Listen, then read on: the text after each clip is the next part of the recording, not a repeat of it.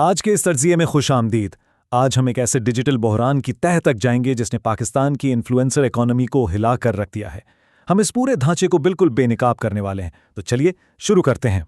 बात वहां से शुरू होती है जो आजकल हर सोशल मीडिया फीड पर नजर आता है। ये चमकदार खोखले वादे जहां भरोसेमंद इन्फ्लुएंसर्स बाइनरी ट्रेडिंग के सुनहरे ख्वाब बेच रहे होते हैं। एक दिन में 1 करोड़ बनाएं, सुनने में कितना जबरदस्त लगता है ना, लेकिन हकीकत में ये सिर्फ एक शराब है। सिर्फ इस एक अदद पर गौर करें, $100 मिलियन। ये कोई मामूली रकम नहीं है। ये उन करोड़ों डॉलर्स का अंदाजा है जो सिर्फ एक मुनज़्ज़म स्कैम के जरिए अनरेगुलेटेड ट्रेडिंग ऐप्स में फंसे हुए पाकिस्तानी अवाम से लूटे गए। ये फिगर दरअसल जाहिर करता है कि ये मसला अंदर से कितना खोखला और संगीन हो चुका है। इस पूरे लुटेरे निज़ाम को ठीक से समझने के लिए हम इस एक्सप्लेनर को 5 हिस्सों में बांटेंगे। पहला, आसान पैसों का धोखा। दूसरा, इस जाल के पीछे की रियाजी। तीसरा, फॉलोअर्स के नुकसान से मुनाफा। चौथा, शरिया कंप्लायंस का मसला। और आखिर में इस पर होने वाला मुल्क गिर रेगुलेटरी क्रैकडाउन। तो सबसे पहले बात करते हैं हिस्सा नंबर 1 पर, आसान पैसों का धोखा और एक बिल्कुल झूठा माहौल बनाया जाना। होता दरअसल ये है कि बड़े बड़े इंटरनेट पर्सनालिटीज़ अपने लाखों फॉलोअर्स के एतमाद का पूरा फ़ायदा उठाते हैं। इसी मसनूई भरोसे यानी पैरासोशल कनेक्शन को इस्तेमाल करके ये लोग माली आज़ादी के नाम पर निहायत ख़तरनाक ट्रेडिंग को बिल्कुल एक आम और नॉर्मल सी बात बनाकर पेश कर देते हैं।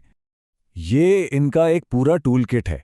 लंबरगिनीज़ का दिखावा, दुबई के ट्रिप्स, लग्जरी विलाज और इन बाइनरी ऐप्स को फन चैलेंजेस के तौर पर पेश करना, वो भी बिना किसी पेड पार्टनरशिप टैग के। ये एक ऐसा झूठा लाइफस्टाइल मार्केटिंग फनल है जो माशी तौर पर परेशान लोगों को सीधा एक ऐसे निज़ाम में धकेल देता है जहां उनका नुकसान पहले से ही तय होता है।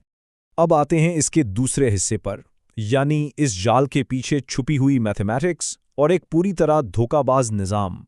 हकीकी सरमायाकारी और इन अनरेगुलेटेड बाइनरी ऑप्शंस में ज़मीन आसमान का फ़र्क है। असल में बाइनरी ऑप्शंस में आप किसी असासे या एसेट के मालिक नहीं होते। ये सिर्फ इंतहाई छोटे वक्त में कीमतों के उतार चढ़ाव पर लगाई गई शर्त है, जहां पूरा निज़ाम पहले दिन से ही हाउस यानी प्लेटफॉर्म के हक में बना होता है। ये बिल्कुल हाउस के खिलाफ ज़ीरो सम गैम्बलिंग वाली बात है। यहाँ रिस्क और इनाम का तनासुब देखकर ही समझ आ जाता है। एक कामयाब ट्रेड पर आपको ज़्यादा से ज़्यादा 50 से 85% तक महदूद मुनाफा मिलेगा, लेकिन अगर अंदाज़ा गलत हो गया तो नुकसान पूरे 100% का होता है। ये आसमानी ढांचा बिल्कुल ऐसा है कि मुसलसल ट्रेड करने पर हमेशा मनफी नतीजा ही निकलता है। आयदाद-ओ-शुमार यहाँ बिल्कुल साफ हैं। In hyper volatile 7 second Windows में लगातार कामयाबी हासिल करना प्रैक्टिकली नामुमकिन है। किसी भी आम इंसान को सिर्फ अपना पैसा बराबर रखने के लिए यानी ब्रेक इवन करने के लिए कम से कम 55.56% विन रेट चाहिए, जो कि इन आम हालात में इंसानी तौर पर मुमकिन ही नहीं है। और अगर कोई गलती से जीतने लगे तो तहकीकात बताती हैं कि ये प्लेटफॉर्म्स खुद अपने सॉफ्टवेयर में धांधली करते हैं।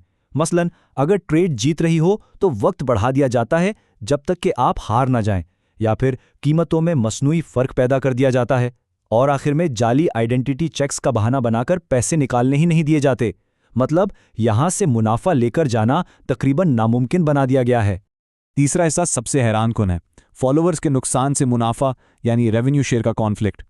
दरअसल इन्फ्लुएंसर्स इस लूट मार में खामोश हिस्सेदार होते हैं। वो नए यूजर्स को लाने पर $30 CPA तो कमाते ही हैं, लेकिन असल पैसा कहाँ बनता है? फॉलोअर्स के हारने पर। जी हाँ, उन्हें आवाम के नुकसान पर 80% तक का रेवेन्यू शेयर मिलता है। इसका सीधा सा मतलब यह है कि इन इन्फ्लुएंसर्स का सबसे बड़ा मुनाफा तब ही होता है जब इन पर भरोसा करने वाले लोग अपना पैसा हार जाते हैं। इसीलिए ये VIP सिग्नल ग्रुप्स बनाते हैं ताकि लोग ज़्यादा से ज़्यादा ट्रेड करें। ये पूरा कोर्स स्कैम एक ट्रोजन हॉर्स की तरह चलता है।